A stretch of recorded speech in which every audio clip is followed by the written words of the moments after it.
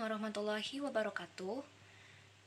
Hai semua, perkenalkan saya Kavita Mezasika dari kelas 4C Prodi Pendidikan Ekonomi, Fakultas Keguruan dan Ilmu Pendidikan Universitas Muhammadiyah Profesor Dr. Hamka. Di sini saya akan menjelaskan kepada teman-teman semua tentang salah satu materi dari mata kuliah akuntansi, yaitu rekonsiliasi bank.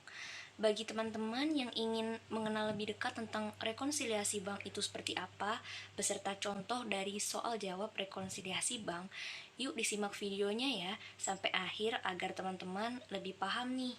Oke, langsung aja enjoy the video.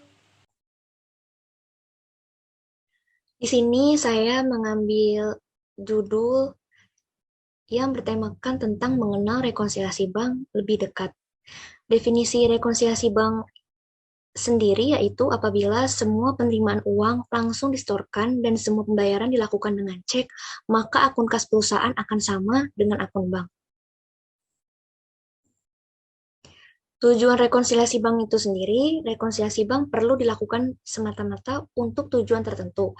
Beberapa di antaranya adalah yang pertama, untuk mengetahui jumlah nominal selisih saldo antara perusahaan dan bank. Yang kedua, untuk mengetahui penyebab terjadinya selisih antara uang di bank dengan catatan di perusahaan. Yang ketiga, untuk mendeteksi kecurangan akuntansi. Dan yang keempat, bahan pemeriksa kesalahan pencatatan yang dilakukan oleh pegawai keuangan perusahaan. Dan yang terakhir, sebagai pengawasan terhadap pengelolaan kas. Selanjutnya terdapat komponen rekonsiliasi bank. Dalam proses rekonsiliasi bank ada komponen-komponen yang tidak boleh terlewatkan. Nah, di antaranya ada yang pertama, deposit in transit. Komponen deposit in transit adalah uang tunai yang sudah diterima oleh perusahaan. Namun informasi tersebut belum diterima oleh bank sehingga belum tercatat dalam laporan bank. Jika ini terjadi di akhir bulan, setoran tidak akan muncul pada laporan bank. Karena itu akan menjadi item rekonsiliasi. Mengapa tidak muncul pada laporan bank? Setoran tersebut terjadi ketika data terlambat sampai di bank sehingga tidak masuk ke dalam catatan pada hari itu. Penyebab lainnya, perusahaan melakukan setoran namun tertunda. Kemungkinan lainnya, perusahaan belum melakukan deposit ke bank. Selanjutnya, kita masih membahas tentang komponen rekonsiliasi bank nih. Dan yang kedua ada outstanding check. Outstanding check adalah cek yang telah dicatat oleh perusahaan namun belum dicairkan. Jika belum diselesaikan, tidak akan muncul pada laporan bank. Jika sudah dicairkan, perusahaan perlu membuat laporan keuangan untuk bank sehingga catatan kas dapat diperbarui. Ketiga, non-sufficient fund check. Non-sufficient fund check atau cek kosong adalah cek yang tidak diterima oleh bank karena dana dalam rekening perusahaan tidak mencukupi. Jika ini terjadi, bank akan tetap mengeluarkan nota debit dengan jumlah ketidakjujuran atau dishonored, dan saldo di rekening perusahaan akan dikurangi. Untuk mengeluarkan cek ini, perusahaan akan dikenakan biaya pemrosesan nih. Selanjutnya, kita di sini akan membahas tentang prosedur melakukan rekonsiliasi bank. Bagaimana sih cara melakukan rekonsiliasi bank? Berikut terdapat beberapa langkah-langkah prosedurnya. Yang pertama, melakukan perbandingan antara saldo kas perusahaan dan rekening bank. Langkah pertama rekonsiliasi adalah menganalisis rekening koran bank yang didapatkan setiap bulan. Di dalam rekening koran tersebut terdapat berbagai macam transaksi seperti cek, setoran, biaya layanan, dan sebagainya. Di dalam rekening koran tersebut pun terdapat saldo kas perusahaan. Yang kedua, catat transaksi yang dilakukan oleh bank. Catat semua transaksi yang muncul pada rekening koran di dalam buku kas pada bab yang berbeda. Jika terdapat perbedaan yang mencolok, baru tidak dilanjuti informasi tersebut. Yang ketiga, lakukan penelusuran terhadap transaksi yang masih diproses. Lakukan penelusuran transaksi yang masih diproses dengan menghubungi pihak terkait. Ketika sudah menemukan jawabannya, segera lakukan penyesuaian. Yang keempat, buat lembar kerja rekonsiliasi dan hitung selisihnya. Hitung selisih yang ditemukan pada lembar kerja rekonsiliasi untuk menyelesaikan perbedaan antara dua catatan tersebut. Jika nominal perhitungan selisih sudah tuntas, rekonsiliasi bank sudah selesai. Namun jika masih terdapat selisih, lakukan perhitungan ulang. Yang kelima, penelusuran dan pengecekan ulang. Sebelum menyelesaikan rekonsiliasi, lakukan pengecekan ulang untuk memastikan tidak ada lagi selisih dalam dua laporan tersebut. Nah, selanjutnya penyebab selisih atau perbedaan antara catatan perusahaan dengan bank. Bagaimana sih selisih ini bisa terjadi? Tentu bisa saja terjadi karena kesalahan pencatatan oleh akuntan perusahaan tersebut. Contoh kecilnya, selisih terjadi karena biaya yang tidak diperhitungkan seperti administrasi bank, pembagian bunga, atau biaya lainnya. Untuk kasus yang lebih besar, bisa saja terjadi karena cek yang dikeluarkan atau diterima perusahaan belum dicairkan di bank, sehingga data tersebut tidak tercatat di rekening bank tersebut. Selisih ini akan diselesaikan melalui metode rekonsiliasi bank. Setiap akhir bulan, bank biasanya akan memberikan rekap laporan arus keuangan yang terjadi melalui rekening koran. Saat menerima laporan tersebut, perusahaan harus melakukan verifikasi apakah jumlah yang dilaporkan sesuai dengan jumlah rekening kas buku besar umum mereka atau tidak. Proses verifikasi inilah yang disebut dengan rekonsiliasi bank. Dari penjelasan tersebut bisa ditarik kesimpulan jika rekonsiliasi bank adalah proses pencocokan saldo yang tertera dalam catatan akuntansi perusahaan sesuai informasi laporan bank. Selanjutnya terdapat langkah-langkah melakukan rekonsiliasi bank. Yang pertama, membuat jurnal penyesuaian. Setiap akhir bulan sebelum catatan transaksi dari rekening koran dikeluarkan oleh pihak bank, maka pihak perusahaan akan terlebih dahulu membuat jurnal penyesuaian. Jurnal tersebut memuat transaksi yang sifatnya administratif, misalnya pajak bunga, pendapatan bunga, ataupun biaya administrasi bank lainnya. Yang kedua, bandingkan antara saldo kas buku besar dengan rekening bank. Setelah rekening koran keluar, maka rangkuman catatan pada bulan sebelumnya akan terlihat. Akuntan perusahaan tersebut pun dapat mencocokkan saldo antara catatan yang dimilikinya dengan catatan yang dikeluarkan bank. Yang ketiga, jadikan catatan bank sebagai acuan. Catatan transaksi yang dikeluarkan oleh pihak bank memang sering dijadikan acuan. Namun, tetap saja semua transaksi itu harus disesuaikan dengan apa yang tercatat di buku besar perusahaan. Dan yang keempat, cek apakah masih ada transaksi yang masih pending. Deposit on transit atau transaksi yang pending memang kerap menjadi penyebab selisih pada catatan kas perusahaan dan bank. Hal ini bisa saja terjadi karena setoran tersebut baru diterima oleh pihak bank di bulan selanjutnya, sehingga tidak tercatat pada rekening koran perusahaan. Yang kelima, cari tahu selisihnya dan cek kembali melalui lembar kerja. Selanjutnya, kamu bisa membuat lembar kerja khusus rekonsiliasi bank. Jika terjadi selisih antara rekening koran dengan catatan kas perusahaan, temukan dan lakukan pengecekan ulang agar penyebab selisih tersebut dapat ditemukan. Nah, itulah pengertian dari rekonsiliasi bank seperti yang dijelaskan sebelumnya. Tujuan dilakukan metode ini tentunya untuk menemukan penyebab jika terjadinya selisih. Apabila setelah dilakukan penyesuaian masih tetap ditemukan perbedaan, kemungkinan kesalahan yang terjadi adalah karena salah input angka. Kesalahan ini bisa saja terjadi karena keteledoran yang dilakukan oleh pihak perusahaan itu sendiri atau dari pihak bank. Memang kecil kemungkinan kesalahan itu datang dari pihak bank.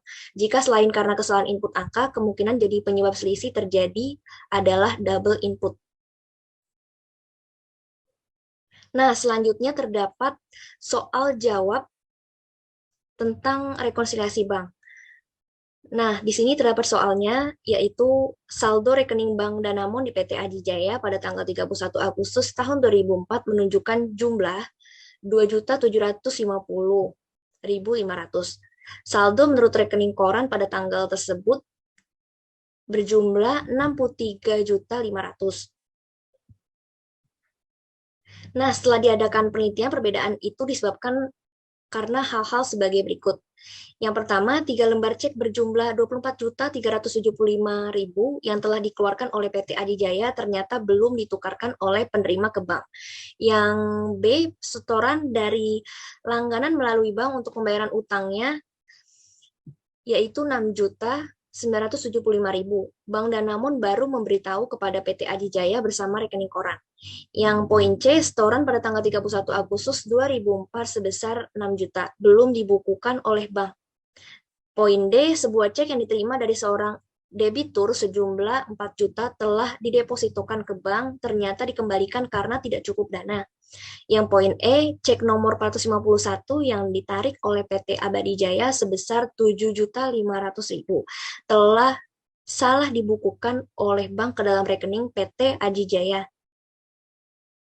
Poin F, cek nomor 215 DX sebesar 15.275.000 untuk pelunasan utang kepada FA Sejahtera oleh PT Adijaya telah dicatat dengan jumlah 12.575.000. Yang poin G, biaya bank untuk bulan Agustus 2004 sebesar 900.000 belum dicatat oleh perusahaan. Yang poin H, bank memberikan jasa giro kepada PT Adijaya 500.000. Nah, di sini dalam soal ini diminta yang pertama buatlah rekonsiliasi bank untuk PT Adijaya pada tanggal 31 Agustus tahun 2004 dalam bentuk kontrol dan laporannya. Dan yang kedua, poin B, buatlah jurnal penyesuaian yang diperlukan. Nah, berikut terdapat contoh laporan rekonsiliasi Bank PT Adijaya pada tanggal 31 Agustus tahun 1994. Bisa dilihat teman-teman bentuk skontro seperti ini. Ini masih laporan rekonsiliasi bank pada tanggal 31 Agustus.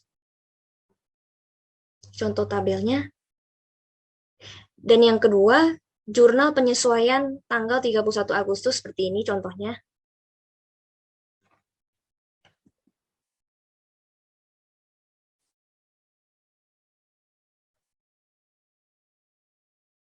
Nah, selanjutnya di sini saya akan menjelaskan tentang uraian jawaban dari soal tadi.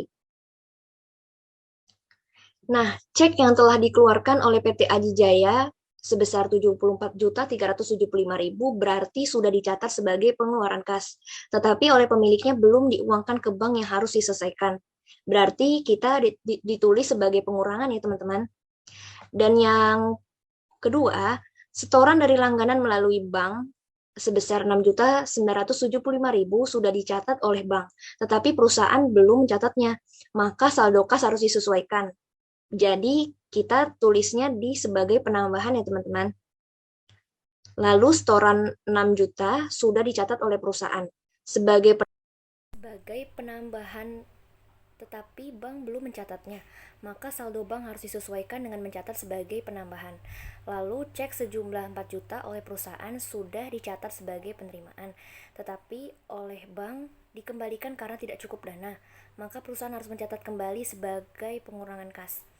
Kesalahan pencatatan cek pada PT Abadijaya ke rekening PT Adijaya sebesar 7.500.000 oleh bank, berarti bank telah mencatat adanya pembayaran pengurangan atas nama PT Adijaya.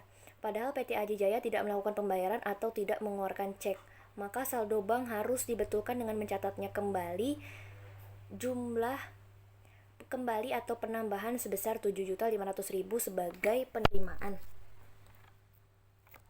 Kesalahan pencatatan pembayaran utang sebesar 2.700.000. Lalu 15.275.000 dicatat sebesar 12.575.000 oleh PT Adijaya. Berarti pengeluaran dicatat terlalu rendah, maka harus disesuaikan dengan mencatat sebagai pengurangan tambahan oleh perusahaan. Biaya bank sebesar 900.000 yang dibebankan oleh bank kepada PT Adijaya harus dicatat sebagai pengurangan saldo kas. Lalu jasa giro diberikan bank kepada perusahaan sebesar 500.000 berarti menambah saldo kas. Nah, itu tadi pembahasan singkat mengenai rekonsiliasi bank. Semoga apa yang ada dalam video ini bisa bermanfaat buat teman-teman semua. Sekian penjelasan dari saya, kurang lebihnya mohon maaf. Wassalamualaikum warahmatullahi wabarakatuh.